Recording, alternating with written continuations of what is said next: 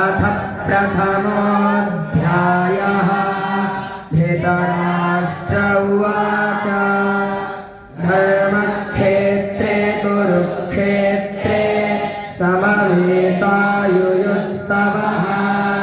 मामकाः पाण्डवाश्चैव किमकुर्वत सञ्जय दृष्ट्वा तु पाण्डवानीकम् व्यूढम् दुर्योधनस्तदा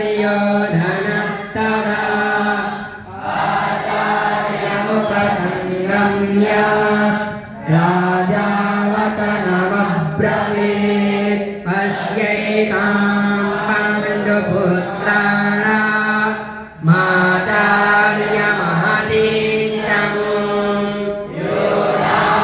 द्रुपदपुत्रेण तव शिष्येण धीमता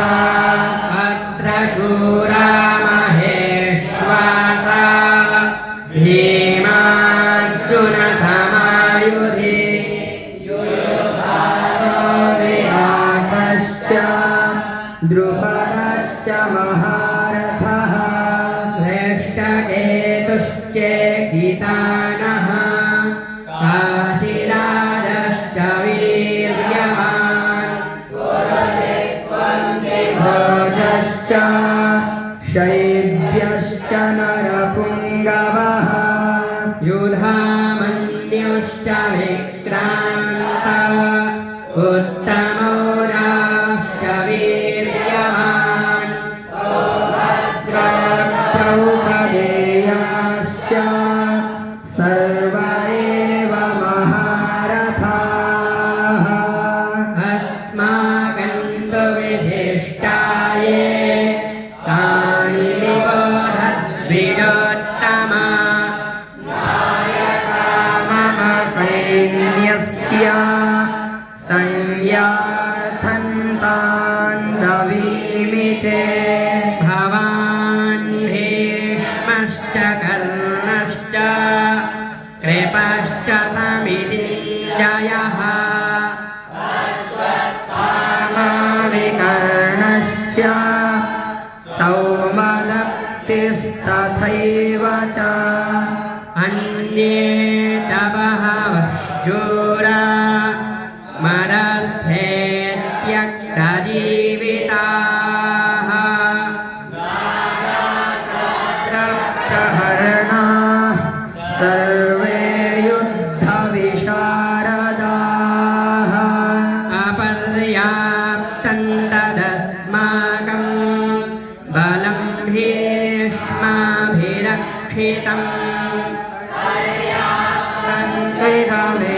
इदमेतेषां बलं भीमाभिरक्षितम्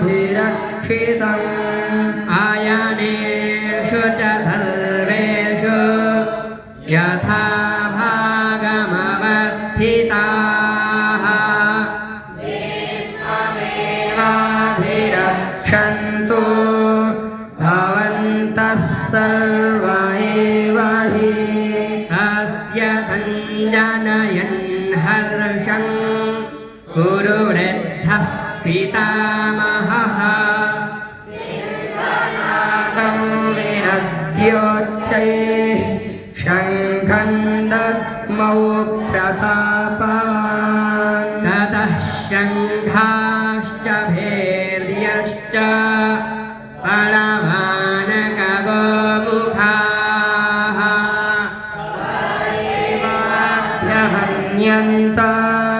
सशब्दस्तु मुलोऽभवत् ततः श्वेतैर्हयैर्युक्ते महति स्यन्दने स्थितौ पाण्डवश्चैव दिव्यौ शङ्खौ प्रदध्मतुः पाञ्चजन्यं हृषीकेश देवदत्तं धनञ्जयः महाशङ्खं भीमकर्मावृकोदरः अनन्तविजयं राजा कुन्तीपुत्र पुत्रो युधिष्ठिरः देवश्च शुभोषमणिपुष्पकौ काश्यश्च परमेश्वासः शिखण्डी च महारथः विराटश्च सात्यकिश्च पराजितः द्रुपदो द्रौपदेयाश्च सर्वशः पृथिवीपते च महाबाहुः शङ्खान् दद्मुः पृथक् पृथक् सघोषोधात्तराष्ट्राणां हृदयानि व्यदारयत् पृथिवीं चैव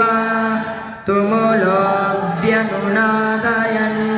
अथ व्यवस्थितान् दृष्ट्वा धार्तराष्ट्रान् कपिध्वजः शस्त्रसम्पाते धनुरुद्यम्य पाण्डवः ऋषिकेशं तदा वाक्य विदमाह महीपते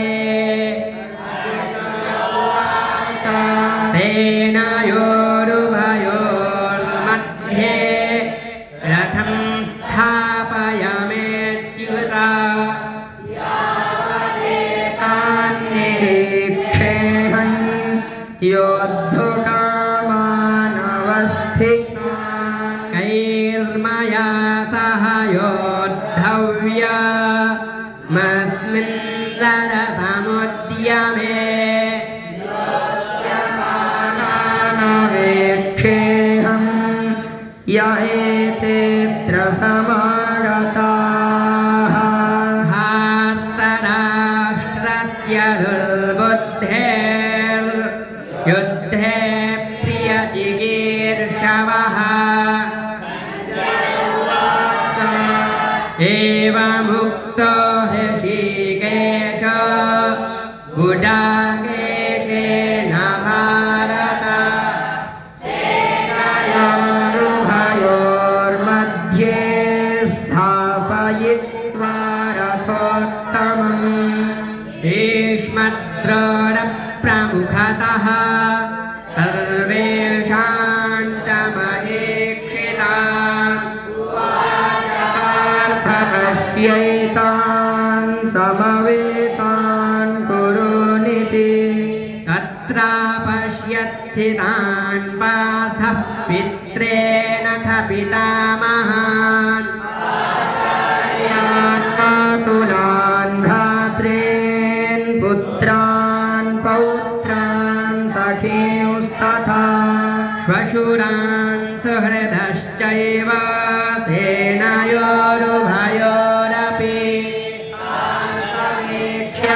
कौन्तेयः सर्वान् बन्धूनवस्थितान् कृपया परयाविष्टो विषीदन्निदमब्रवीत् दृष्ट्वेमं स्वजनं कृष्णा युयुत्सुं समुपस्थितम् मुखं च परिशुष्यते वेपथुश्च सधीरे मे रोमहर्षश्च जायते संसते हस्तात् त्वक्षैव परिदह्यते न च शक्नोम्यवस्थातुं भ्रमतीव च मे मनः पश्यामि विपरीतानि केशव न च श्रेयोनुपश्यामि हत्वा स्वजनमाहवे कृष्णा न च राज्यं सुखानि च किन्नो राज्येन गोविन्द किं भोगैर्जीवितेन वा काङ्क्षितन्नो राज्यं भोगाः सुखानि च तैमेव स्थिता युद्धे प्राणां त्यक्त्वा धनानि च पितरः पुत्रास्तथैव पितामहाः मातुलाः श्वशुराः पौत्राः श्यालाः सम्बन्धिनस्तथा हन्तमिच्छामि ज्ञतोऽपि मधुसूदन अपि त्रैलोक्यराज्यस्य हेतुः किन्नु मही कृते राष्ट्रान्नः का प्रीतिः स्याज्जनार्दन पापमेवाश्रयेदस्मान् हत्वैतानाततायिनः वयं हन्तुं धार्तराष्ट्रान् स्वबान्धवान् स्वजनं हि कथं हत्वा सुखिनः स्याम माधव न पश्यन्ति लोभोपहतचेतसः कुलक्षयकृतं दोषं मित्रद्रोहे च पातकम् यमस्माभिः पापादस्मान्निवर्तितुम् कुलक्षयकृतं दोषं प्रपश्यद्भिर्जनार्दन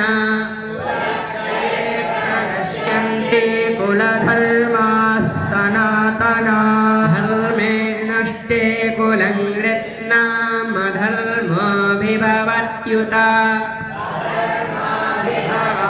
कृष्णप्रदुष्यन्ति कुलस्त्रियः स्त्रीषु दुष्टासु वार्ष्णेया जायते वर्णसङ्करः देव कुलज्ञानां कुलस्य च पतन्ति पितरो ह्येषां लुप्तपिण्डोदकक्रियाः कुलज्ञानां वर्णसङ्करकारकैः उत्साद्यन्ते जातिधर्माः कुलधर्माश्च शाश्वताः मनुष्याणां जनार्दन नरके नियतं वासो भवतीत्यनुशुश्रुमा पापं कर्तुं व्यवसिता वयं यद्राज्यसुखलोभेन हन्तुं स्वजनमुद्यताः प्रतीकारामशस्त्रं शस्त्रपाणयः धार्तराष्ट्रादरे हन्युः तन्मे क्षेमतरं भवेत् एवमुक्त्वार्जुनः सङ्घे रथोपस्थ उपाविशत् शोकसंविघ्नमानसः एवमुक्त्वार्जुनः सङ्घे रथोपस्थ उपाविशत् शोकसंविघ्नमानसः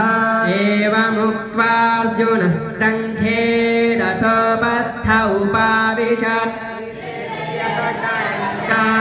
शोकसंविघ्नमानसः ॐ तत्सदिति श्रीमद्भगवद्गीतासु उपनिषत्सु ब्रह्मविद्यायां योगशास्त्रे श्रीकृष्णार्जुनसंवादे नाम प्रथमोऽध्यायः कृष्णार्पणमस्तु। तद्वितीयोऽध्यायः उवाच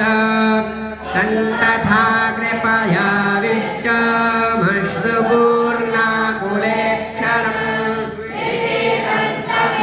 वाक्यमुवाच मधुसूदनः श्रीभगवानुवाच फलमिदं विषमेषमुपस्थितम् अनार्यदुष्टमस्वर्ग्यमकीर्तिकरमर्जुन पार्थानैतत्त्वय्युपपद्यते क्षुद्रं हृदय दौर्बल्यं त्यक्तोत्तिष्ठ परन्तप कथं भीष्ममहं सङ्ख्ये द्रोणं च मधुसूदन स्वामी पूजार्हावरिसूदन गुरून् हत्वा हि महानुभावान् श्रेयो भोक्तुं भैक्यमपीह लोके गुरूनिहैव भुञ्जीय भोगान् रुधिरप्रदिग्धान् न चैरद्विद्मः कतरन्नो गरीयो यद्वाचयेम यदि वा नो जयेयुः सामस्तेव स्थिता प्रमुखे धार्तराष्ट्राः कार्पण्यदोषोपहतः स्वभावः पृच्छामि त्वां धर्मसम्मूढचेताः निश्चितं ब्रूहि तन्मे शिष्यस्तेऽहं शाधिमान् त्वां प्रपन्नम् न हि प्रपश्यामि ममापनुद्यात् यच्छोकमुच्छोषणमिन्द्रियाणाम् आवसपत्नवृद्धं राज्यं सुराणामपि चाधिपत्यम् सञ्जय उवाच गुडाकेशः परन्तप न योत्स्यैति गोविन्द मुक्त्वा तूष्णीं बभूवः प्रहसन्निव भारत सेनयोरुभयोर्मध्ये विषीदन्तमिदं वचः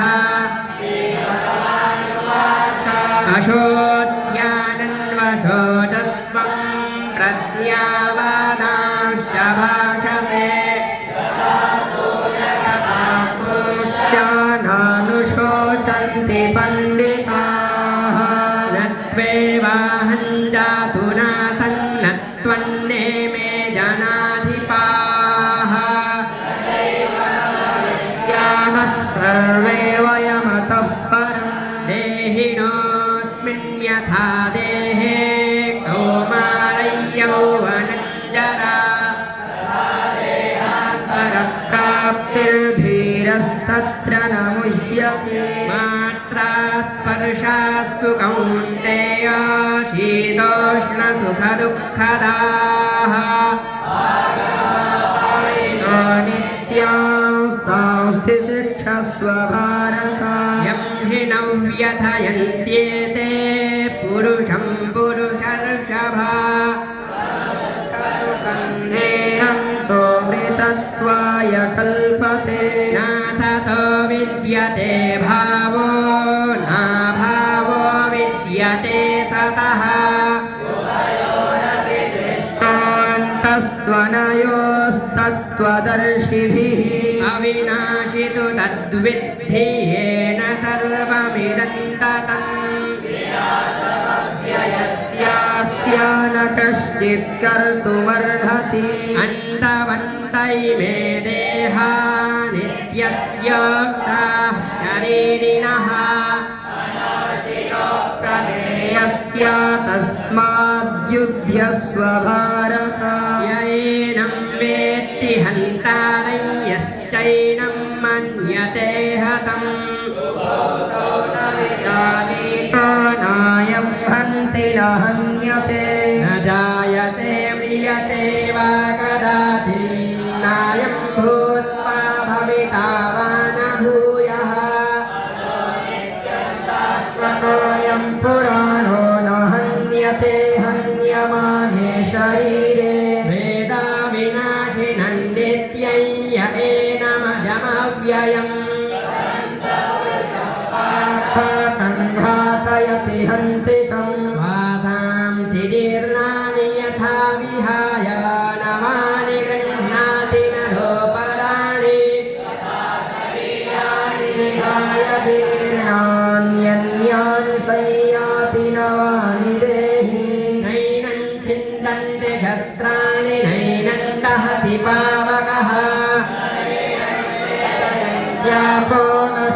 घोषयति मारुतः अच्छेद्योऽयमदाह्योऽयमक्लेद्योऽशोष्य एव च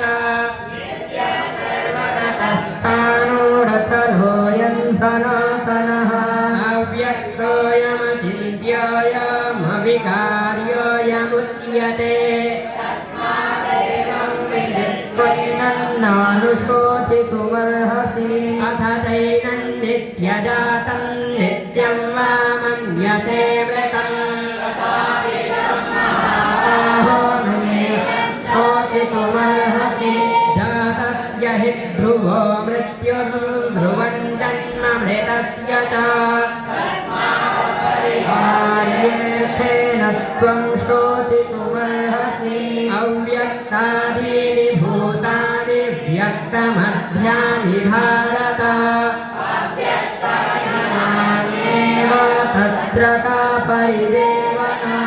आश्चर्यवत् पश्यति कश्चिदेनामाश्चर्यवत् वदति तथैव चान्यः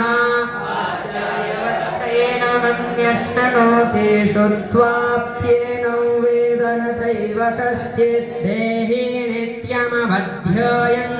देहे सर्वस्य भारत भूतानि न त्वं शोचितुमर्हसि स्वधर्ममपि चावेक्ष्य न विकम्पितुमर्हसि क्षेयोऽन्यक्षत्रियस्य न विद्यते यदच्छया च पपन्नं स्वर्गद्वारमपावृतम् पार्था लभन्ते युद्धमीदृशम् अथ चेत्त्वमिमं धर्म्यं सङ्ग्रामं न करिष्यसि कीर्तिं च हित्वा पापमवाप्स्यसे अकीर्तिं चापि भूतानि कथयिष्यन्ति ते व्ययाम् कीर्तिर्मरणादतिरिच्यते भयाद्रणादुपरतं मंस्यन्ते त्वां महारथाः बहुमतो भूत्वा यास्यसि लाघवम् अवाच्यवादांश्च बहून् वदिष्यन्ति तवाहिताः तव सामर्थ्यं ततो दुःखतरन्नु किम् हतो वा प्राप्स्यसि स्वर्गं जित्वा वा भोक्ष्यसे महीम् शकान्तेया युद्धाय कृतनिश्चयः सुखदुःखे समे कृत्वा लाभालाभौ जयाजयौ युध्यस्व नैवं पापमवाप्स्यसि एषा ते विहिता साङ्ख्ये बुद्धिर्योगे त्विमां शृणु पार्थ कर्मबन्धं प्रहास्यसि देहाभिक्रमनाशोऽस्ति प्रत्यवायो न विद्यते यस्य धर्मस्य त्रायते महतो भयात् व्यवसायात्मिका बुद्धिरेकेह गुरुनन्दन यन्ताश्च बुद्धयो व्यवसायिना यामिमां पुष्पितां वाचं प्रवदन्त्यविपश्चितः पार्थ नान्यदस्तीति वादिनः कामात्मानः स्वर्गपरात् जन्मकर्मफलप्रदाम् बहुलां भोगैश्वर्यगतिं प्रति भोगैश्वर्यप्रसक्तानां तयापहृतचेतसाम् आत्मिका बुद्धिः समाधौ न विधीयते त्रैगुण्यविषया वेदानि त्रैगुण्यो भवार्जुन यतत्त्वस्थो निर्योगक्षेमात्मवान् यावानर्थ उदपाने सर्वतः सम्प्लुतोदके सर्वेषु वेदेषु ब्राह्मणस्य विजानतः कर्मण्येवाधिकारस्ते मा फलेषु कदाचन दुर्भोर्माते सङ्गोस्त्वकर्मणि योगस्थः कुरु कर्माणि सङ्गं त्यक्त्वा धनञ्जय भूत्वा समत्वयोग उच्यते दूरेण ह्यवरं कर्म बुद्धियोगात् धनञ्जय इच्छा कृपणाः फलहेतवः बुद्धियुक्तो जहातीह उभे सुकृतदुष्कृते योगाय युज्यस्व योगः कर्मसु कौशलम् कर्मजं बुद्धियुक्ता हि फलं त्यक्त्वा मनीषिणः मुक्ताः पदं गच्छन्त्यनामयम् यदा ते मोहकलिलं बुद्धिर्व्यतितरिष्यति वेदं श्रोतव्यस्य श्रुतस्य च श्रुतिविप्रतिपन्ना ते यदा स्थास्यति निश्चला बुद्धिस्तदा योगमवाप्स्यसि अर्जुन उवाच भासा समाधिस्तस्य केशव स्थितधीः किं प्रभाषेत किमासीत व्रजेत किम् प्रजहाति यदा कामान् सर्वान् पार्थमनोगतान् आत्मना तुष्टस्थितिप्रज्ञस्तजोच्यते दुःखेष्वनुद्विग्नमनाः सुखेषु विगतस्पृहः स्थितधीर्मुनिरुच्यते यः सर्वत्रानभिस्नेहस्तत्तत्प्राप्य शुभाशुभम् द्वेष्टे तस्य प्रज्ञा प्रतिष्ठिता यदा संहरते चायं कूर्माङ्गानीव सर्वशः इन्द्रियार्थेभ्यस्तस्य प्रज्ञा प्रतिष्ठिता विषया विनिवर्तन्ते निराहारस्य देहिनः यस्य परं दृष्ट्वा निवर्तते यततो ह्यपि कौन्तेय पुरुषस्य विपश्चितः दीने हरन्ति प्रसभं मनः तानि सर्वाणि संयम्य युक्त आसीत मत्परः इन्द्रियाणि तस्य प्रज्ञा प्रतिष्ठिता ध्यायतो विषयान् पुंसः सङ्गस्तेषुपजायते जायते कामः कामात् क्रोधोऽभिजायते क्रोधात् भवति सम्मोहः सम्मोहात् स्मृतिविभ्रमः बुद्धिनाशो बुद्धिनाशात् प्रणश्यति रागद्वेषवियुक्तैस्तु विषयानिन्द्रियैश्चरन् विधेयात्मा प्रसादमधिगच्छति प्रसादे सर्वदुःखानां हानिरस्योपजायते ततो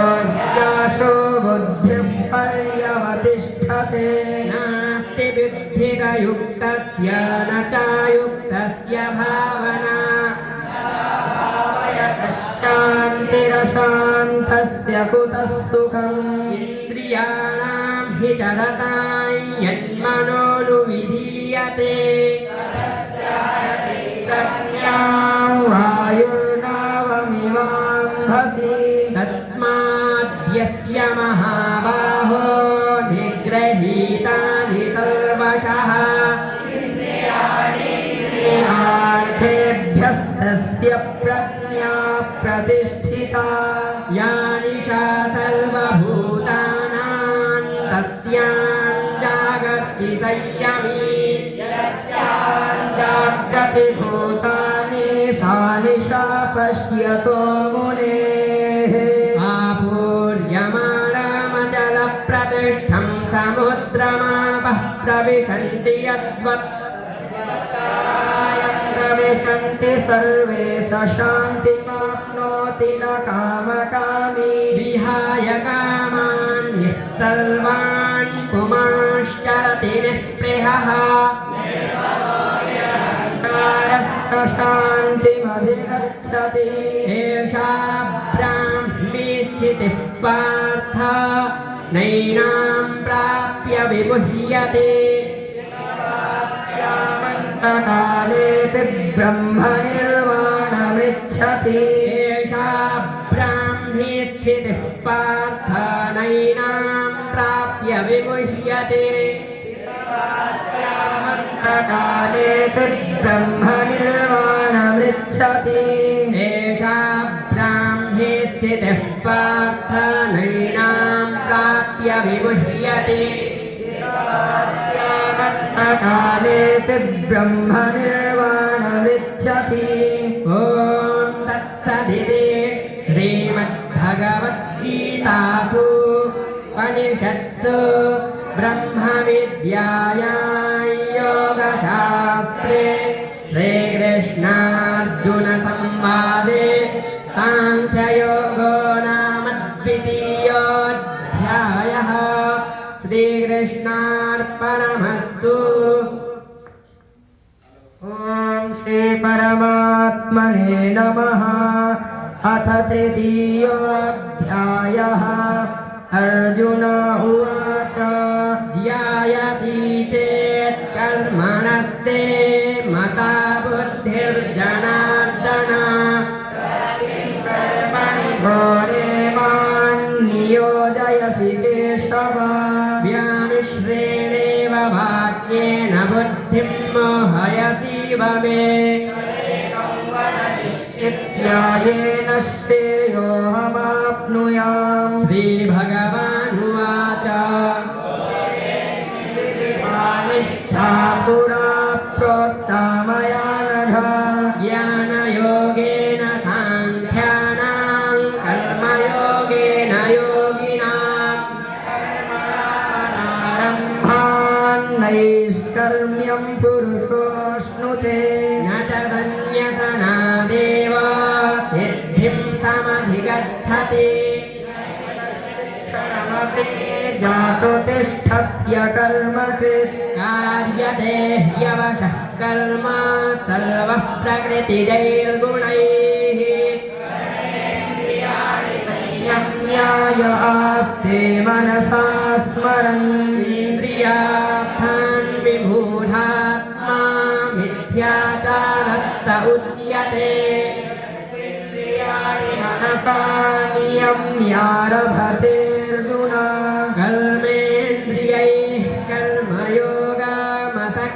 स विचिष्यते त्वं कर्म ज्यायो ह्यकर्मणः शरीरयात्रापि च तेन प्रसिद्ध्येद कर्मणः कर्मणोऽन्यत्र लोकोऽयं कर्मबन्धनः तदर्थं कर्म कौन्तेय मुक्तसङ्गः समाचर सृष्ट्वा पुरोवाच प्रजापतिः अनेन प्रसविष्यध्वामेषवोऽस्विष्टकामधुक् भावयतानेन ते देवा भावयन्तु वः परस्परं भावयन्तः श्रेयः परमवाप्स्यथ वो देवा दास्यन्ते यज्ञभाविताः ऐर्दत्तानः प्रदायैभ्यो यो भुङ्क्ते स्तेन एव सः मुच्यन्ते सर्वकिल्बिषैः भुञ्जते ते त्वहं पापा ये पचन्त्यात्मकारणात् भूतानि पर्जन्यादन्न सम्भवः यज्ञाय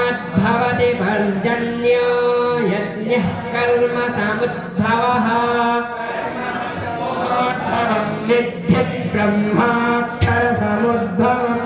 तस्मात् सर्वगतं ब्रह्मा नित्यं यज्ञे प्रतिष्ठितम् चक्रह्नानुवर्तयति ह्ययः अघायुरिन्द्रियारामो मोघं पार्थ स जीवति देवस्यादात्मतृप्तश्च मानवः आत्मन्येव च सन्तुष्टः तस्य कार्यं न विद्यते नार्थो नाकृते नेह कश्चन न चास्य सर्वभूतेषु कश्चिदर्थव्यपाश्रयः सततं कार्यं कर्म समाचर असक्तो ह्याचरन् कर्म परमाप्नोति पूरुषः सिद्धेमास्थिता जनकादयः लोकसङ्ग्रहमेवापि सम्पश्यन् कर्तुमर्हसि श्रेष्ठस्तत्तदेवेतरो जनः यत्प्रमाणं कुरुते लोकस्तदनुवर्तते नास्ति कर्तव्यं त्रिषु लोकेषु किञ्चन ज्ञानवाप्तमवाप्तव्यं वर्ततेव च कर्मणि वर्तेयं जातु कर्मण्यतन्द्रितः मम वर्त्मानुवर्तन्ते मनुष्याः पार्थ सर्वशः लोकान् कुर्यान् कर्म चेदहम् सङ्करस्य च कर्ता स्यामुपहन्यामिमाः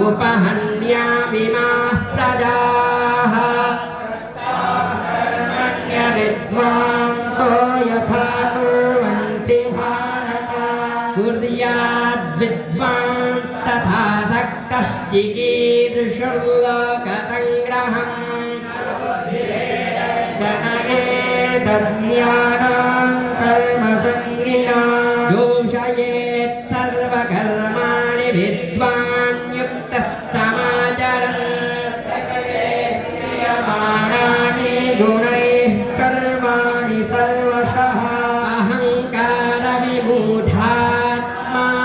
कर्ताहमिति मन्यते आगाहो गुणकर्मविभागयोः गुणागुणेषु वर्तन्त इति मत्वा न सज्जते मूढाः सज्जन्ते गुणकर्मसु तान् कृत्स्नविदो मन्दान् कृत्स्नविन्न विचालयेत् कर्माणि सन्न्यस्याध्यात्मचेतसा निराशीर्निर्ममो भूत्वा युध्यस्व विगतज्वरः नित्यामनुतिष्ठन्ति मानवाः श्रद्धावन्तो न सूयन्तो मुच्यन्ते तेऽपि कर्मभिः प्रभूयन्तो नानुतिष्ठन्ति मे मतम् सर्वज्ञानविमूढास्तान् विद्धि नष्टान् चेतसः स्वस्याः प्रकृतिर्ज्ञानवानपि प्रकृतियान्ति भूतानि निग्रहः किं करिष्यते इन्द्रियस्यार्थे रागद्वेषौ व्यवस्थितौ तयोर्नवशमागच्छेत् तौ ह्यस्य परिपन्थिनौ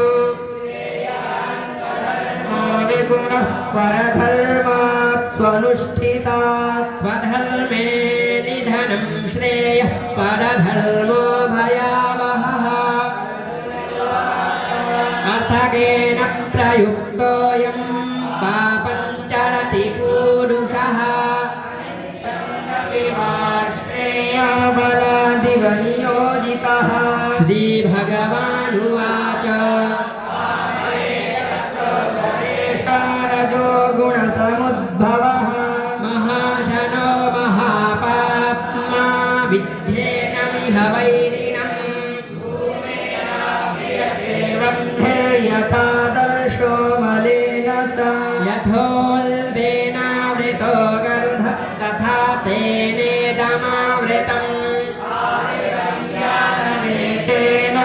मालिनो नित्यवैरिणा कामरूपेण कौन्तेय दुष्पूरेण नलेन च बुद्धिरस्याधिष्ठानमुच्यते एतैर्विमोहयत्येष ज्ञानमावृत्य देहिनम् ज्ञातो नियम्य भरतर्षभ पाप्मानं प्रजहिह्येनं ज्ञानविज्ञाननाशनम् पराण्याहुरिन्द्रियेभ्यः परं मनः मनसस्तु परा बुद्धिर्यो बुद्धेः परतस्तु सः परं बुद्ध्वा संस्तभ्यात्मानमात्मना जहि शत्रुं महाबाहो कामरूपं दुरातरम् परं बुद्ध्वा संस्तभ्यात्मानमात्मना जहि शत्रुं महाबाहो कामरूपं दुरासदम् बुद्ध्वा संस्तभ्यात्मानमात्मना जहि शत्रुं महाबाहो कामरूपं दुरासदम् श्रीमद्भगवद्गीतासु उपनिषत्सु ब्रह्मविद्यायां योगशास्त्रे श्रीकृष्णार्जुनसंवादे कर्मयोगो नाम तृतीयोऽध्यायः श्रीकृष्णार्पणमस्तु ॐ श्री परमात्मने नमः अथ चतुर्थोऽध्यायः श्रीभगवानुवाच प्रोक्तवानहमव्ययम् विवस्वान्मनवे प्राह मनुरिक्ष्वा कवे ब्रवीत् प्राप्तानि मन्त्रादर्शयो विदुः सकाले देहमहता योगो नष्टः परन्तप योगः प्रोक्तः पुरातनः भक्तोऽसि मे सखा चेति रहस्यैहे तदुत्तमम् अपरं भवतो जन्म परं जन्म विवस्वतः आत्ममानो प्रोक्तवानिति श्रीभगवानुवाच जन्मानि भवतार्जुन तान्यहं वेद सर्वाणि न त्वं वेत्थ परन्तप भूतानामीश्वरोऽपि प्रकृतिं स्वामधिष्ठाय सम्भवात्म्यमायया भवति भारत अभ्युत्थानमधर्मस्य तदात्मानं सृजाम्यहम् विनाशाय तदुष्टिता धर्मसंस्थापनार्थाय सम्भवामि युगे युगे ज्ञानेवैयो वेत्ति तत्त्वतः त्यक्त्वा देहं पुनर्जन्म नैति मामेति सोऽर्जुन मया बहवो ज्ञानतपसा भूतामद्भावमागताः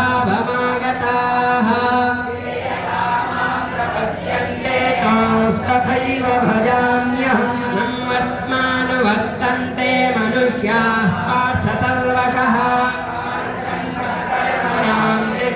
यजन्तैह देवताः क्षिप्रं हि मानुषे लोके सिद्धिर्भवति कर्मजा गुणकर्म विभागसः तस्य कर्तारमपि मां विद्यकर्तारमव्ययम् अन्तेन मे कर्मफलस्पृहा इति माय्योऽभिजानाति कर्मभिर्न स बध्यते पूर्वैरपि मुमुक्षुभिः कुरु कर्मैव तस्मात् त्वं पूर्वैः पूर्वतरं कृतम् तव योऽप्यत्र मोहिताः प्रवक्ष्यामि यज्ञात्वा मोक्ष्यसे शुभात् बोद्धव्यं च विकर्मणः अकर्मणश्च बोध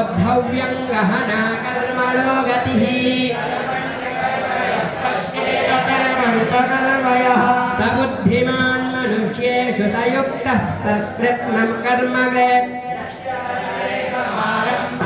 कामसङ्कल्पवर्जिताः ज्ञानाग्निदग्धकर्मानन्तमाहुः पण्डितं बुधाः नित्यतृप्तो निराश्रयः कर्मण्यभिप्रवृत्तोऽपि नैव किञ्चित् करोति सः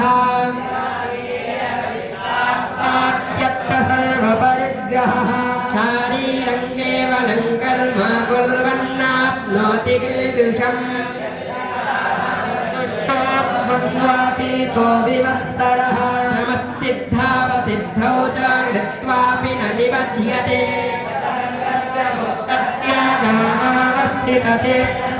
यज्ञायाचरतः कर्म समग्रं प्रविलीयते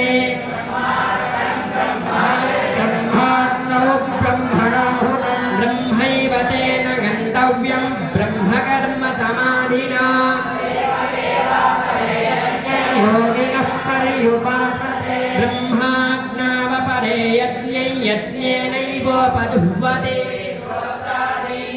यान्यन्ये संयमाग्निषु जुह्वति शब्दादीन् विषयानन्य इन्द्रियाग्निषु जुह्वते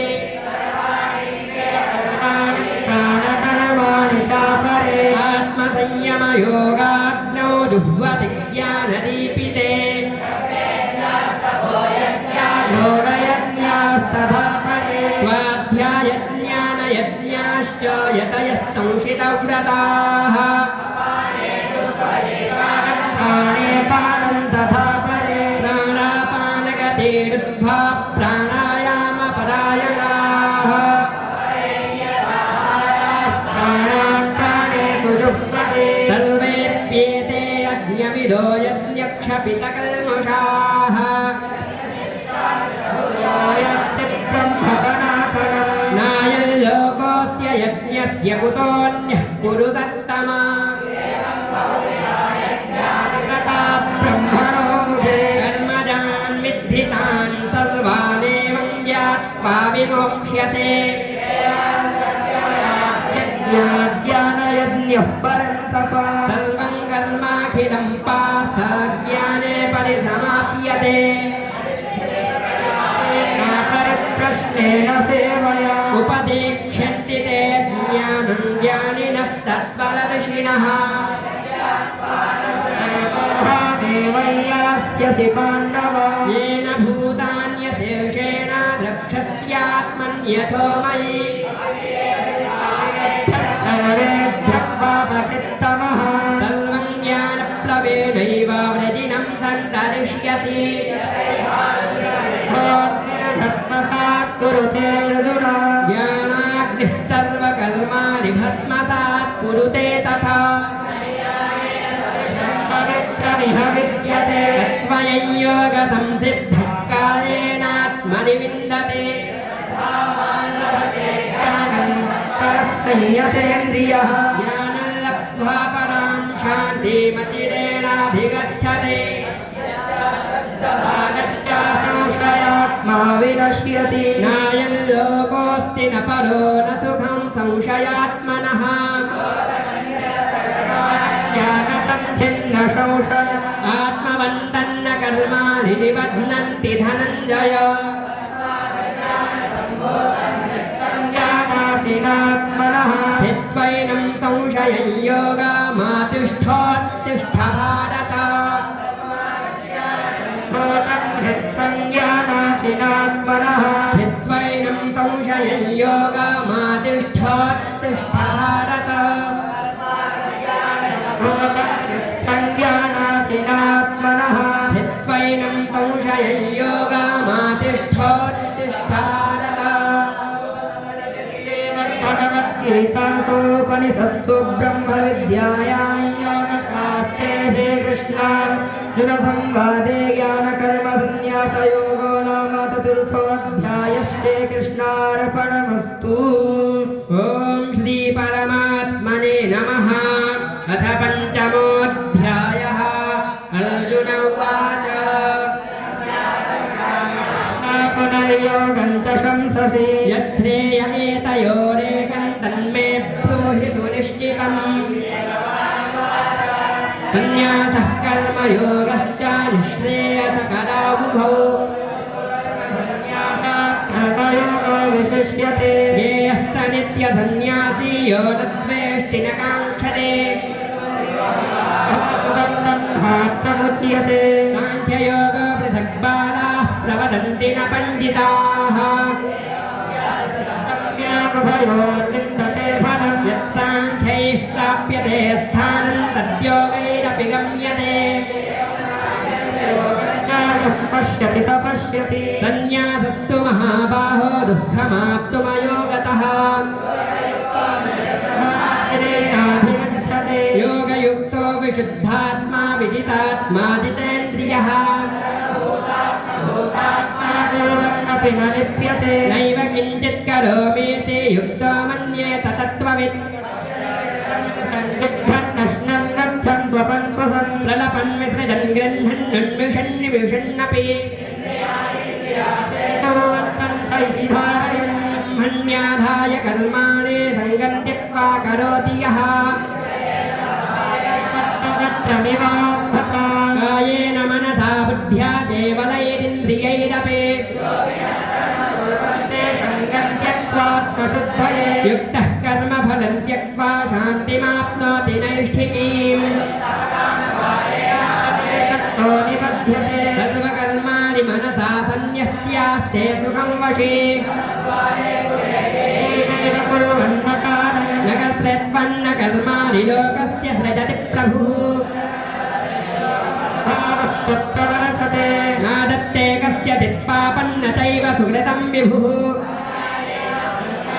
येन मुह्यन्ति जन्तवः ज्ञानेन तु तदज्ञानं येषान्नाशितमात्मनः प्रकाशयति तत्परम् तद्बुद्धयस्तदात्मानस्तन्निष्ठास्तत्परायणाः भूतकल्मषाः विद्याविनयसम्पन्ने ब्राह्मणे कविहस्तिनि पंडिताः समदर्शिनः इहैव तैर्जितः सर्ग येषां साम्ये स्थितं मनः तस्मात् ब्रह्मविदे स्थिताः न प्रहृष्येत् प्रियं प्राप्य नोद्विजेत् प्राप्य च प्रियम् ब्रह्मविद् ब्रह्मणि स्थितः बाह्यस्पर्शेष्वसक्तात्मा विन्दत्यात्मनि यत्सुखम् सुखमुक्षयमश्नुते ये हि संस्पर्शजा भोगा दुःखयोनय एव ते यानते कुर्वते बुधः वयस्सोढं प्राक्शरीरविमो कामक्रोधोद्भवमेनं प्रयुक्तः स सुखी नरः योऽन्तः सुखोऽन्तरारामस्तथान्तर्ज्योतिरेव यः ब्रह्मभूतोऽधिगच्छति लभन्ते ब्रह्मनिर्वाणामिषयः क्षीणकल्मषाः सर्वभूतहिते रताः कामक्रोधवियुक्तानां यतीनां यतचेतसाम् वर्तते विदितात्मना परुषान् कृत्वा बहिर्बाह्यांश्चक्षुश्चैवान्तरे भ्रुवोः ताभ्यन्तरकारिणौ यतेन्द्रियमनोबुद्धिर्परायणः सदा मुक्त एव सः भोक्तारं यज्ञतपसां सर्वलोकमहेश्वरम् यात्वा मां शान्तिमृच्छति भोक्तारं यज्ञतपसां सर्वलोकमहेश्वरम् यात्वा मां शान्तिमृच्छति भोक्तारं यज्ञतपसां सर्वलोकमहेश्वरम् ॐ तत्सदिते श्रीमद्भगवद्गीतासु उपनिषत्सु ब्रह्मविद्यायां योगशास्त्रे श्रीकृष्णार्जुनसंवादे कर्मसन्न्यासयोगो नाम पञ्चमोऽध्यायः परमस्तु श्रीपरमात्मने नमः षष्ठोऽध्यायः श्रीभगवानुवाच अनाश्रितः कर्मफलं कार्यं कर्म करोति यः निर्णताप्रियः यं सन्न्यासमिति प्राहुर्योगं तं विद्धि पाण्डव योगी भवति कश्चन आरुरुक्षोर्मुनेर्योगं कर्मकारणमुच्यते दोषमकारणमुच्यते यदा हिनेन्द्रियार्थेषु न कर्मस्वनुषज्जते योगारूढस्तदोच्यते उद्धरेदात्मनात्मानं नात्मानमवसादयेत्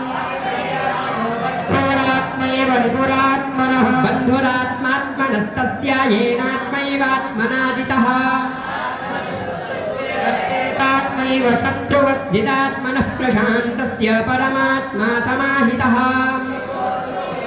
समानापमानयोः ज्ञानविज्ञानदत्तात्मा कूटस्थो विजितेन्द्रियः समनोष्टाश्मकाञ्चनः सुहृन्मित्रार्युदासीना मध्यस्थत्वेष्यबन्धुषु सममुद्धरिष्यते योगी युञ्जीत सततमात्मानं रहसि स्थितः निराशीरपरिग्रहः शुतो देशे प्रतिष्ठाप्य स्थिरमासनमात्मनः तैरादिनकुशोत्तरम् तत्र एकाग्रं मनः कृत्वा यतचित्तेन्द्रियक्रियः योगमात्मविशुद्धये समङ्गाय शिरोग्रीवन्धारयन्नचलं स्थिरः पश्चानवलोकयन् प्रशान्तात्मा विगतभीर्ब्रह्मचारिव्रते स्थितः युक्तासीतवत्परः युञ्जन्नेवं सदात्मानं योगी नियतमानसः तावनिगच्छति नाद्यश्नतस्तु योगोऽस्ति न चैकान्तमनश्नतः यस्याज्ञतो नैव चार्जुन युक्ताहारविहारस्य युक्तचेष्टस्य कर्मसु योगो भवति दुःखः यदा विनियतं चित्तमात्मन्येवावतिष्ठते इत्युच्यते तदा यथा दीपो निभातस्थो नेङ्गते सोमपास्मृता यतो योगमात्मनः यत्रोपरमते चित्तं निरुद्धं योगसेवया पश्यन्नात्मनिपश्यति ममात्यन्तिकं यत्तद्बुद्धिग्राह्यमतीन्द्रियम् तश्चरति तत्पतः यल्लब्ध्वा चापरं लाभं मन्यते नाधिकं ततः विचार्यते संविद्यात् दुःखसंयोगवियोगं योगसञ्जितम् योगानुनिर्णचेतसा सङ्कल्पप्रभवान् कामान् त्यक्त्वा सर्वानशेषतः सौमिन्यप्यसमन्ततः शनैः शनैरुपरिमेद्बुद्ध्या धृतिगृहीतया किञ्चिदपि चिन्तये यतो यतो निश्चरते मनश्चञ्चलमस्थिरम् आत्मन्येव वसन्नये प्रशान्तमनसः येन योगिनं सुखमुत्तमम् प्रभूतमकल्मषम् युञ्जन्नेवं सदात्मानं योगी विगतकल्मषः वर्षामत्यन्तं सुखमश्नुते सर्वभूतस्थमात्मानं सर्वभूतानि चात्मनि नासरवत्नसमदर्शनः यो मां पश्यति सर्वत्र सर्वं च मयि पश्यति यतमेव प्रणश्यति सर्वभूतस्थितं यो मां भजत्येकत्वमास्थितः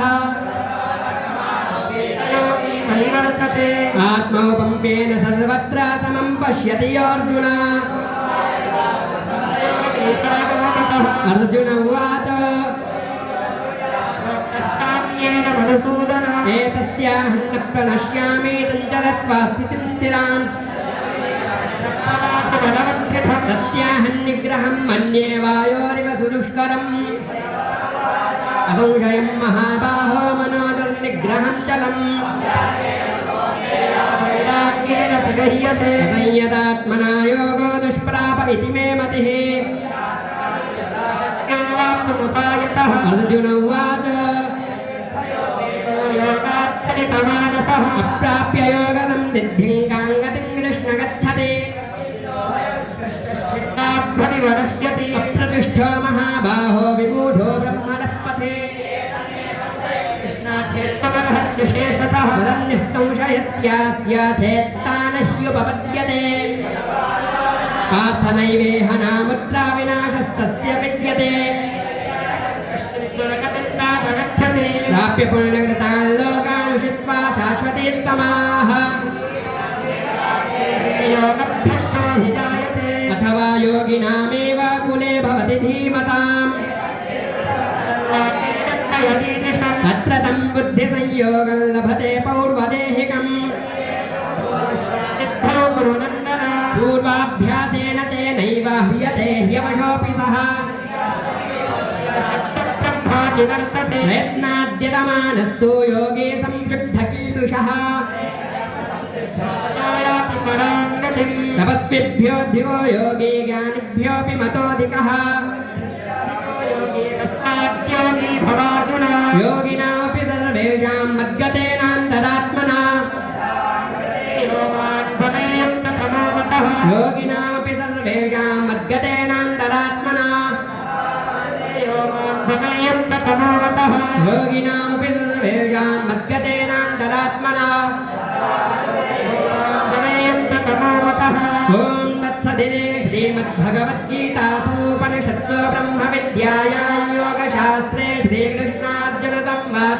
आत्मसंयमयोगो नाम षष्ठोऽध्यायः श्रीकृष्णार्पणमस्तु श्रीपरमात्मने नमः अथ सप्तमोऽध्यायः श्रीभगवानुवाच मय्यासक्तमनः पार्थयोगं जन्मदाश्रयः दक्षिणो ज्ञानन्देहं स विज्ञानामिदं वक्ष्याम्यशेषतः ज्ञातव्यमवशिष्यते मनुष्याणां सहस्रेषु कश्चिद्यतति सिद्धये वेत्ति तत्त्वतः भूमिरापो नलो वायुः ब्रह्मणो बुद्धिरेव च प्रकृतिरष्टभः अपरेयमितस्त्वन्यां प्रकृतिं विद्धि मे पराम् धार्यते जगत् एतद्योनीनि भूतानि सर्वाणीत्युपधारय तथा अन्तः परतरं नान्यत् किञ्चिदस्ति धनञ्जय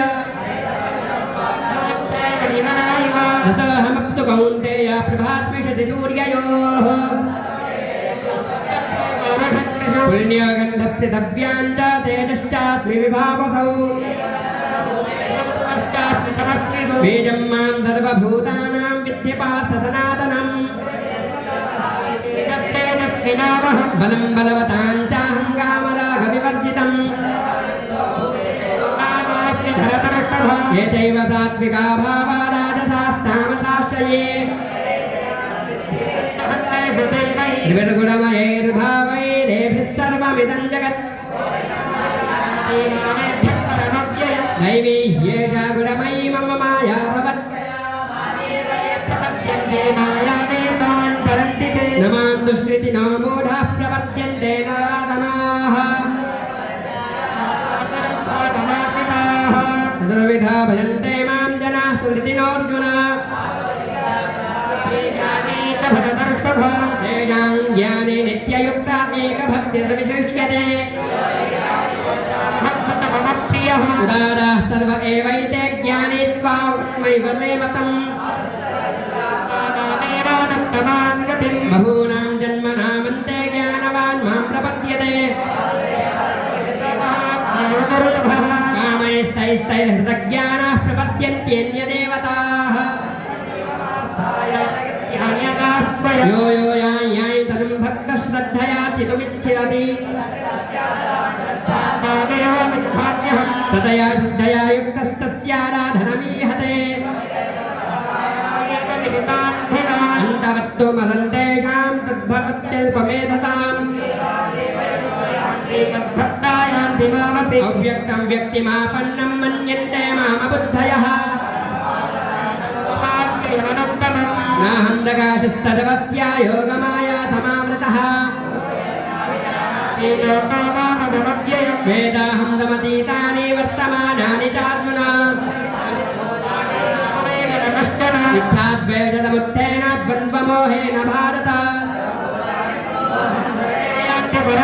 येषां बन्धगतं पापं जनानां पुण्यकर्मणां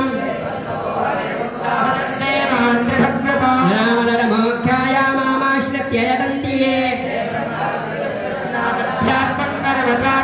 साधिभूताधिदैवं मां साधियज्ञञ्चये विदुः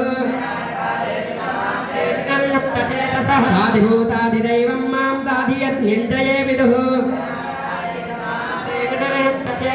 साधिभूताधिदैवं मां साधियज्ञञ्चये विदुः ॐ तत्सदिति श्रीमद्भगवद्गीतासूपनिषत्सु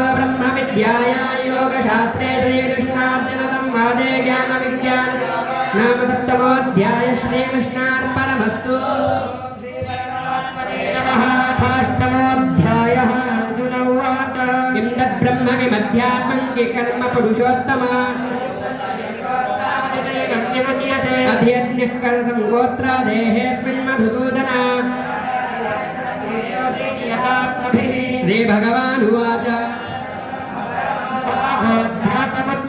भूतभावोद्भवकरो विसर्गः कर्मसञ्जितः अधियज्ञोऽहमेवात्र देहे देहवृताङ्गर यः प्रयाति समद्भावं याति नास्त्यत्र संशयः अन्तमेवैति कौन्तेय सदा तद्भावभावितः मय्यर्पितमनो बुद्धिर्मामेवैष्यस्य संशयम् परमं पुरुषं दिव्यं याति पार्थानुचिन्त्यः सर्वस्य धातारमचिन्त्य रूपामादित्यवर्णः तमसं पुरस्तात् ध्रुवोर्मध्ये प्राणमावेश्य रम्यं सतं परं पुरुषं वैति दिव्यम्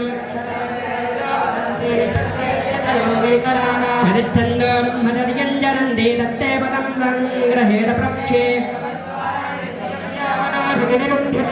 मूर्ध्न्याधायात्मनः प्राणामास्थितो योगधारणाम् यः प्रयाति जन्देहं स याति परमां गतिम् तस्याहं सुलभपाता नित्ययुक्तस्य योगिनः नाप्नुवन्ति महात्मानः तत्सिद्धिं परमां गताः मामुपेत्य तु कौन्तेय पुनर्जन्म न विद्यते रात्रिं युगसहस्राणां देहोरात्रविदो जनाः रात्र्यागमे प्रलीयन्ते तत्रैवाव्यक्तसंज्ञके रात्र्यागमे वशः पार्था प्रभवर्त्यहरागमे यस्य सर्वेषु भूतेषु नश्यत्स्नो न विनश्यति यं प्राप्य न निवर्तन्ते तद्धाम परमं मनः यस्यान्तस्थानि भूतानि येन सर्वमिदं ततम् प्रयाता यान्ति तं कालं वक्ष्यामि भरतऋषभा तत्र प्रयाता गच्छन्ति ब्रह्मविदो जनाः तत्र चान्द्रमसंध्योदयोगी प्राप्य निवर्तते एकया यात्यनावृत्तिमन्यया वर्तते पुनः तस्मात् सर्वेषु कालेषु योगयुक्तो भवार्जुन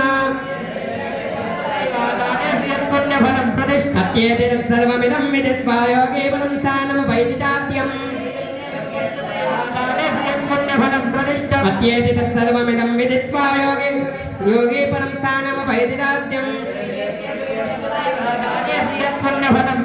अत्येति तत्सर्वमिदं विदित्वा योगी फलं स्थानमुपैति चाद्यम् ब्रह्मविद्यायां योगशास्त्रे श्रीकृष्णार्पणमस्तु ब्रह्मयोगो नामाष्टमोऽध्यायः श्रीकृष्णार्पणमस्तु। ॐ श्री परमात्मने नमः। अथ नवमोऽध्यायः। श्रीभगवानुवाच ज्ञानं विज्ञानसहितं यज्ञात्वा मोक्षसे शुभात् प्रत्यक्षावगमं धर्म्यं सुसुखं कर्तुमव्ययम् अप्राप्य मां निवर्तन्ते मृत्युन्तरवर्त्मनि तानि सर्वभूतानि चाहन्तेषु अवस्थितः भूतवृन्न च भूतस्थो ममात्मा भूतभावनः तदा सर्वाणि भूतानि मन्स्थानीत्युपधारय कल्पक्षये पुनस्तानि कल्पादौ विसृजाम्यहम् भूतग्राममिमं कृत्स्नामवशं प्रकृतेर्वशात् उदासीनवदासीनावसक्तन्तेषु कर्मसु हेतुना नेन कौन्तेय जगद्विपरिवर्तते परं भावमजानन्त मम भूतमहेश्वरम् राक्षसीमासुरीं चैव प्रकृतिं मोहिनीं चिताः भजन्त्यनन्यमनसो ज्ञात्वा भूतादिमव्ययम् नमस्यन्तश्च मां भक्त्या नित्ययुक्ता उपासते एकत्वेन पृथक्त्वेन बहुधा विश्वतोमुखम् मन्त्रोऽहमहमेवाद्य महमग्निरहं भूतम् वेद्यं पवित्रमोङ्कारारक्तामयजुरेव च प्रभवः प्रलयस्थानन्निधानं पीठमव्ययम् अमृतं चैव मृत्युश्च सतसच्चाहमर्जुन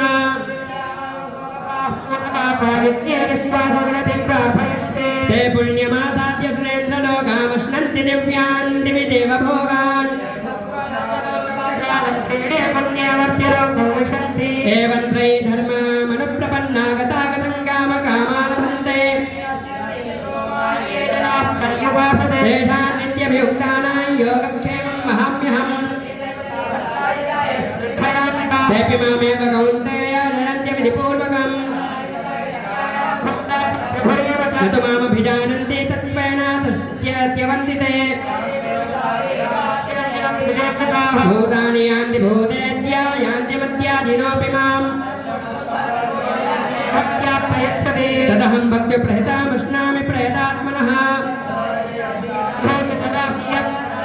यत् तपस्यते कौन्तेय तत्कुरुषो मदर्पणम् संन्यासयोगयुक्तात्मा विमुक्ता मामुपैष्यते ये भजन्ति तु मां भक्त्या मयिते तेषु चाप्यहम् साधुरेव समन्तव्यः सम्यक् व्यवसितोऽपि सः कौन्तेय प्रतिजानीहि न मे भक्तः प्रणश्यते स्त्रियो वैश्यास्तथा शूद्रास्तेऽपि यान्ति पराङ्गतिम् अनित्यमसुखं लोकामिमं प्राप्य भरस्व माम् मामेवैष्यते युक्त्वैवामात्मानं मत्परायणः मामेवैष्यते युक्त्वैवामात्मानं मत्परायणः मामेवैष्यते यत्त्वैवामात्मानं मत्परायणः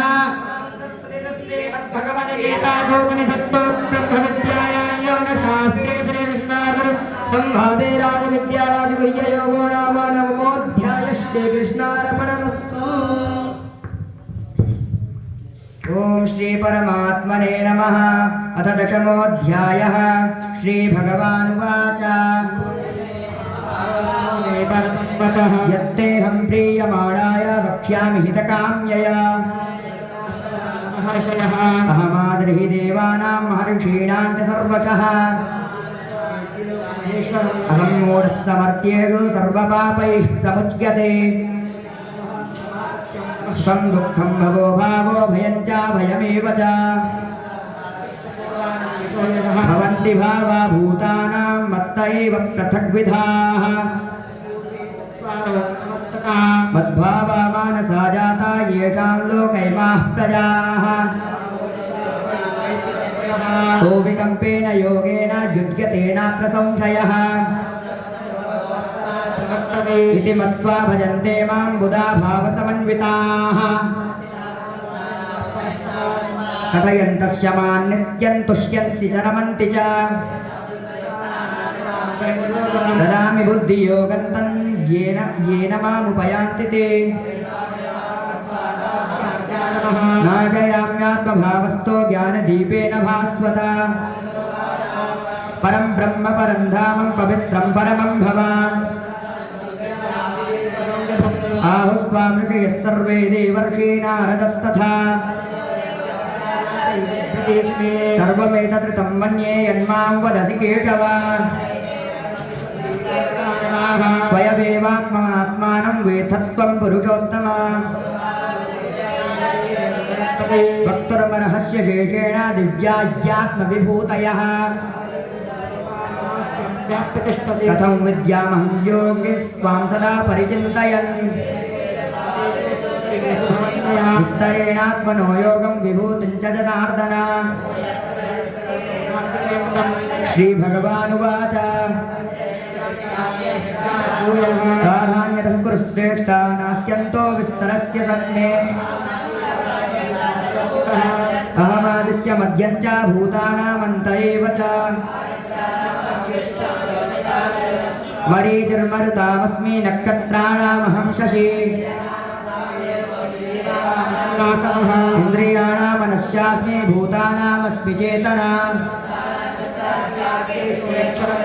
वसूनां पावकस्यास्मि मेरुशिखिरिणामहम् सेनानीनामहं स्कन्दः सरस्सामस्मि सागरः यज्ञानां जपयज्ञोऽस्मि स्थावराणां हिमालयः गन्धर्वाणां चित्ररथः सिद्धानां कपिलो मुनिः ऐरावतङ्गजेन्द्राणां नराणां च नराधिपम् दुःखजनस्यास्मि गन्धर्वः सर्वाणामस्मि वासुकिः पितॄणामर्यमा चास्मि यमः संयमतामहम् मृगाणां च मृगेन्द्रोऽहं वैनतेयश्च पक्षिणाम् दिशानां मकरस्यास्मि स्रोतसामस्मि जाह्नवी अध्यात्मविद्या विद्यानां वादप्रवदतामहम् अहमेवाक्षयत्कालो धाताहं विश्वतो मुखः कीर्तिश्रीर्वाच्यनारीणां सुपतिर्मेधातिक्षमा मासानां मार्गशीर्षोऽहं ऋतूनां कुसुमाकरः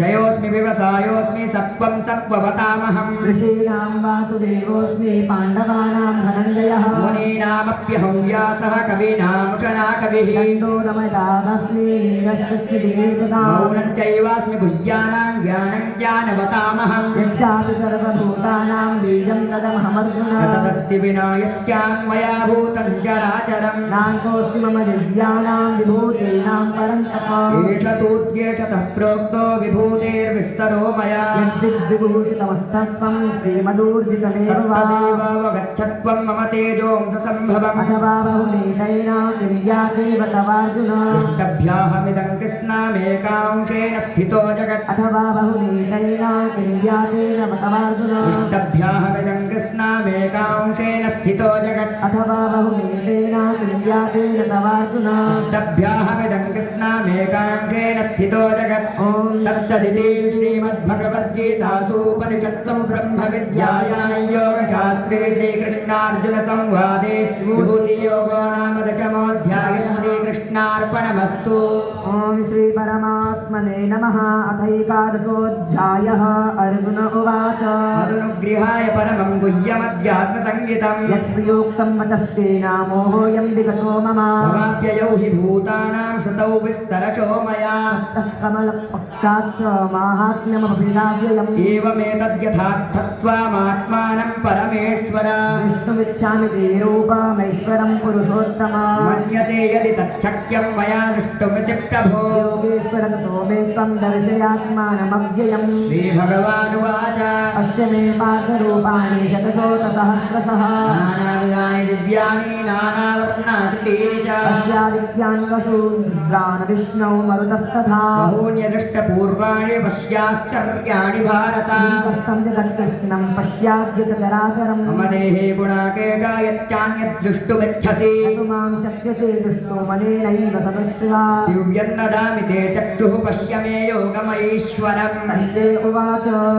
एवमुक्त्वा ततो राजन्महायोगेश्वरो हरिः दर्शयामास पार्थाय परमं रूपमैश्वरम् अनेकवक्त्रनयनमनेकाद्भुतदर्शनम् अनेकदिव्याभरणं दिव्यानेकोद्यतायुधम् दिव्यमाल्याम्बरधरं दिव्यगन्धानुलेपनम् सर्वाश्चर्यमयं देवमनन्तं विश्वतोमुखम् दिवि सूर्यसहस्रस्य भवेद्युगपदुत्थिता यदि वा तदशेषा स्याद्भास्तस्ति महात्मनः तत्रैकस्थं जगत्कृष्णं प्रविभक्तमनेकधा देवदेवस्य शरीरे पाण्डवस्तदा तस्य विषयाविष्टो हृष्टरोमा धनञ्जयः शिवचारेवं घटाञ्जलिरवशान्तो अर्जुन उवाच पश्यामि देवांस्तव देवदेः सर्वं तथा भूतविशेषगन्धा ब्रह्माण्डमेशं कमलासनस्थां ऋषींश्च सर्वान् रङ्गांश्च दिव्यान् अनेकबाहूतरवक्त्रनेत्रं पश्यामि त्वां सर्वभूतोऽरूपम् नान्तन्न मध्यन्न पुनस्तवादिं पश्यामि विश्वेश्वर विश्वरूपम् दिनं गलिनं चक्रिणं च तेजो राशिं सर्वतो दीप्तिमन्तम् पश्यामि त्वां दुर्निरीक्ष्यं समन्ताद्दीप्तानलार्कद्वितिमप्रमेयम् अक्षरं परमं वेदनव्यं परमस्य विश्वस्य परं निधानम् त्वमव्ययः शाश्वतधर्मगोप्ता सनातनस्त्वं पुरुषो मतो मे मध्यान्तमनन्तवीर्यमनन्तबाहुं शरीरोगनेत्रम् पश्यामि त्वां दीप्तौदाशवक्त्रं स्वतेजसा विश्वमिदं तपन्तम् यावाप्तिभ्यो निरन्तरं हि व्याप्तं त्वयैकेन दिशश्च सर्वाः विश्वाद्भुतं रूपमुग्रं तदेवं लोकत्रयं प्रव्यथितं महात्मन् त्वां संघादिशन्ति केचिद्गीताः साङ्गलियो गणन्ति स्वस्तीत्युक्त्वा महर्षिसिद्धसङ्गाः स्तुवन्ति त्वां स्तुतिभिः पुष्कलाभिः गादित्यावसमो ये तथाध्या विश्वेशिनो मरुतश्चोष्णमाश्च गन्धर्वयक्षासुरसिद्धसङ्गा वीक्षन्ते त्वां विस्मिताश्चैव सर्वे रूपं महत्ते बहुवक्त्रनेत्रं महाबाहो बहुबाहूररूपा बहूदरं बहुदंष्टाकरालं दृष्ट्वा लोकाः प्रव्यथितास्तथा दीप्तमनेकवर्णं व्याप्ताननं दीप्तविशालनेत्रं दृष्ट्वा हि त्वां प्रव्यथितान्तरात्मा धृतं न विद्नामि शमं च विष्णो प्राकरालानि ते मुखानि दृष्ट्वैव कालानलतं निवामि दृशो न जाने न लभे कर्मा प्रसीद देवेश जगन्निवास त्वां दृष्टराष्ट्रस्य पुत्रा सर्वे सहैवावयोपसन्धैः भीष्मो द्रोणः सूतपुत्रस्तथा सौधास्मदीयैरपि योधमुख्यैः परमाणा विशन्ति दुष्टाकरालानि भयात्मकानि केचिद्विलग्नादशनान्तरेषु सन्दृश्यन्ते चूर्णितैरुत्तमाङ्गैः ीनां बहवो देवा समुद्रमेवान्मुखाद्रवन्ति तथा तवामि नरलोकवीरा विशन्ति वक्त्राण्यभिविज्वलन्ति परिलिप्तं ज्वलनं प्रतं वा विशन्ति नाशाय समृद्धवेगा तथैव नाशाय विशन्ति लोकास्तवापि वक्त्राणि समृद्धवेगाः मानसमन्ताल्लोकान् समाग्राह्यजलैः लब्धि तेजोभिरापूर्य जगत्समग्रं भासस्तवोग्राः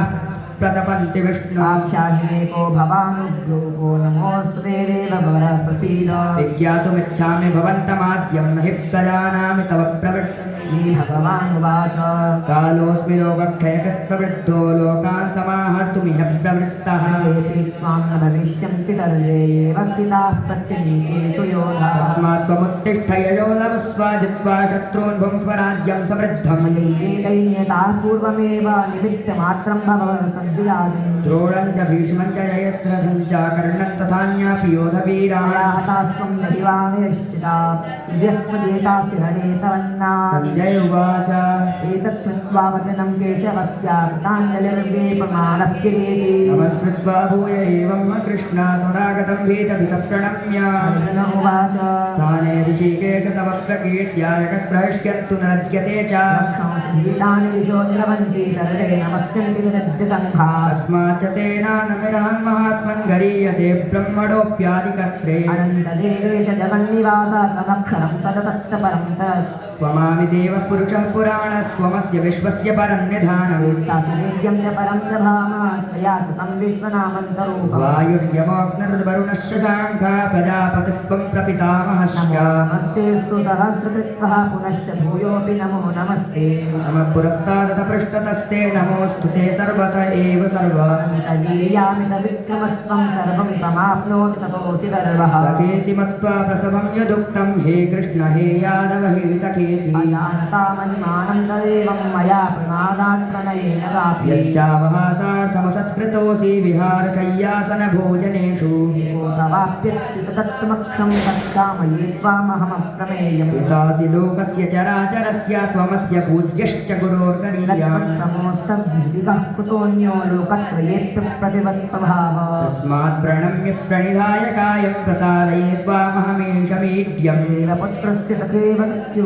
प्रियः प्रियायायुसेवतोऽहम् हृष्टपूर्वं हृषितोऽस्मि दृष्ट्वा भयेन च प्रव्यथितं मनो मे मे दर्शयेवरूपं प्रसीदधीरेशतकन्निवास किरीटिनं गदिनं चक्रहस्तामिच्छामि त्वां द्रष्टुमहं तथैव तेनैव रूपेण चतुर्भुजेन सहस्रभावो भवति श्रमूर्तये श्रीभगवानुवाच प्रसन्नेन तवार्जुनेनं रूपं परं दर्शितमात्ममयोगात् तेजोमयं विश्वमनन्तमाद्यं जन्मे त्वदन्येन दृष्टपूर्वम् विद्याधीनैर्दानैर्नता प्रियाभिर्नतपोभिरुक्तैः एवं रूपशक्य अहं नृलोके द्रष्टुं त्वदन्येन कुरु प्रवीर यथा मातमूढभावो दृष्ट्वा रूपं घोरमीलिङ्गमूलाम् जपेतविप्रीतमनः पुनस्त्वं तदेव मे रूपमिदं प्रपश्य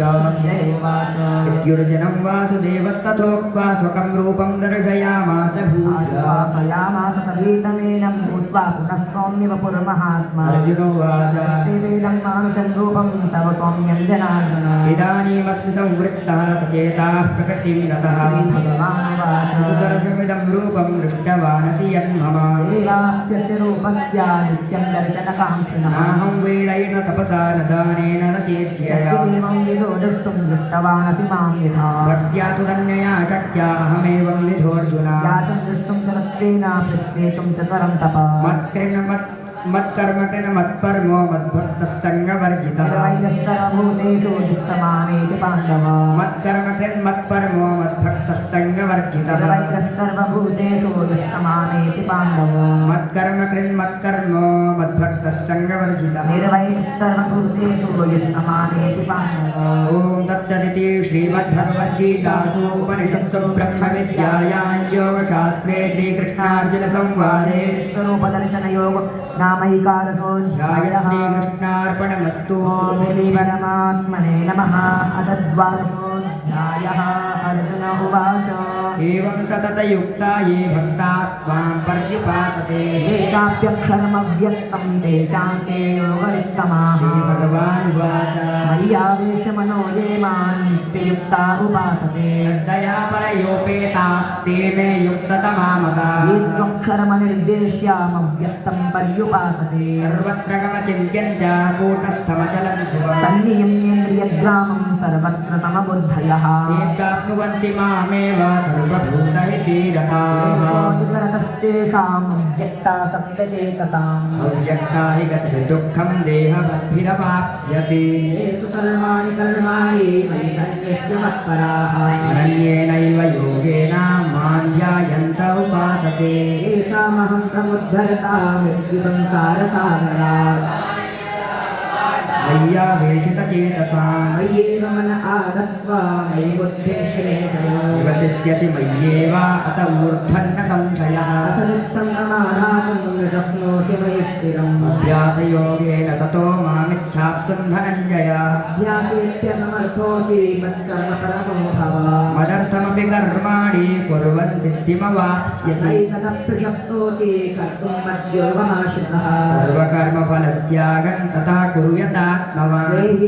श्रेयो हि ज्ञानमभ्यासात् ज्ञानाध्यानं विशिष्यते ज्ञानात् कर्मफलत्यागस्त्यागात् शान्तिरनन्तरम् अद्वेष्टा सर्वभूतानां मैत्रः करुण एव च धर्ममोदिरहङ्कारः समदुःखसुखक्षमी सन्तुष्टः सततं योगी यतात्मा दृढनिश्चयः मय्यर्पितमनो बुद्धिर्यो मद्भक्तः स मे प्रियः यस्मान्नोद्विजते लोको लोकान्नोद्विजते च यः हर्षामर्षभयोद्वेगैर्मुक्तो यः स मे प्रियः अनपेक्षस्तुर्दक्षा उदासीनो गतव्यथा सर्वारम्भपरित्यागी यो मद्भक्तः स मे प्रियः न दृश्यति न द्वेष्टि न शोचति न काङ्क्षति शुभाशुभपरित्यागी भक्तिमान्यः स मे प्रियः शत्रौ न मित्रे च तथा मानापमानयोः शीतोष्णसुखदुःखेषु समस्सङ्गविवर्जितः तुल्यनिन्दास्तुतिर्मौने सन्तुष्टो येन केनचित् अनिकेतस्थितिर्मतिर्भक्तिमान् मे प्रियो नरः ये च धर्म्यामृतमिदं यथोक्तं पर्युपासते तद्दधाना मत्परमा भक्तास्ते भक्तास्तेतीव मे प्रियाः प्रोक्तं पर्युपासते श्रद्दधाना मत्परमा भक्तास्तेतीव मे प्रियाः प्रोक्तं पर्युपासते श्रद्दधाना मत्परमा भक्तास्तेतीव मे प्रियाः ॐ तत्सदिति श्रीमद्भगवद्गीतासु उपनिषत्सु ब्रह्मविद्यायां योगशास्त्रे श्रीकृष्णार्जुनसंवादे भक्तियोगो नाम द्वादशोऽध्यायः कृष्णार्पणमस्तु ज्ञात्वा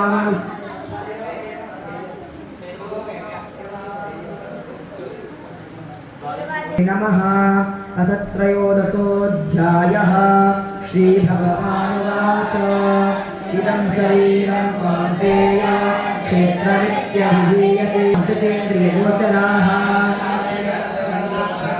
तत्क्षेत्रनाभृतिः तत्क्षेत्रं समासेन सविकारमुदाहृतम् शक्तिरार्जवम् आचार्यो मातरं चौतं स्थैर्यमात्मनिग्रहः मनहङ्कार एव च जन्मदक्षुजराव्याधि दुःखदोषादर्शनम् महादिषु नित्यं च समसुप्तत्वानिष्टानिष्टोपवित्तषु भक्तिरमधिकारिणी वित्तदेशसेवित्तामनन्तरि सत्यानार्थदर्शनम् एतज्ज्ञानमिति प्रोक्त्वा मज्ञानं विदतोऽन्यथा विद्यात्वामिदमश्नुते अनादितमत्परं ब्रह्म असन्नत्यादुच्यते सर्वतः पाणिनाथं सर्वतोऽप्यलोकं सर्वतः श्रुतिलल्लोके सर्वमावृत्य तिष्ठति सर्वेन्द्रियगुणाभासं सर्वेन्द्रियविनाशनं बहिरन्तस्य भूतानामचरं चरमेव च सूक्ष्मत्वात् सर्वज्ञेन दूरस्थं चान्तिके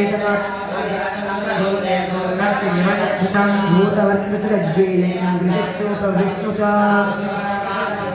तपतः परमुच्यते ज्ञानं येयादिविद्यं हृदि सर्वस्य तिष्ठति चोक्तं समासतः मद्भक्ता एतद्विद्याय मद्भावायोपपद्यते विकारांश्च गुणांश्चैव विद्धिप्रकृतिसम्भवान् विरुच्यते पुरुषः सुखदुःखानां भोक्तृत्वे हेतुरुच्यते कारणं गुणसङ्गोऽस्य तदसद्योगितो भट्टा भोक्ता महेश्वरः परमात्मेति चापुत्रो देहेऽस्मिन् पुरुषः पुरः सर्वदा वर्तमानोऽपि ससमूयो विजायते आत्मानमात्मना मन्ये साङ्ख्येन योगेन कर्मयोगेन चापरे उपासते शतादिनाः संस्थापरजङ्गमं क्षेत्रक्षेत्रद्विसंयोगा तद्विद्धि भरतर्षभा धन्नः परमेश्वरं विनश्यत्सुनिश्यस्तं यः पश्यति स पश्यति ईश्वरं ग्रहेणस्त्यात्मनात्मानं यतो नाति परां गतिम् विद्यमानानि सर्वशः पश्यत्यात्मानां कर्तारं स पश्यति न पश्यति विस्तारं ब्रह्म सम्पद्यते तदा परमात्मा व्ययः शरीरस्थोऽपि कौन्तेय न करोति न लिप्यते परिप्यते सर्वत्रावस्थितो देहे यथात्मानोपलिप्यते क्षेत्रं क्षेत्री तथा कृष्णं प्रकाशयति भारत भूतप्रकृतिमोक्षं च ये विदुर्यान्ति ते परम् अन्तरज्ञानचक्षुषा भूतप्रकृतिमोक्षं च ये विदुर्यान्ति ते परम् अन्तरज्ञानचक्षुषा भूतप्रकृतिमोक्षं च ये विदुर्यान्ति ते परम् श्रीमद्भगवद्गीतासु उपनिषत्सु ब्रह्मविद्यायां योगशास्त्रे अर्जुनसंवादे क्षेत्रक्षेत्रज्ञानविभागयो नाम त्रयोदशोऽध्यायः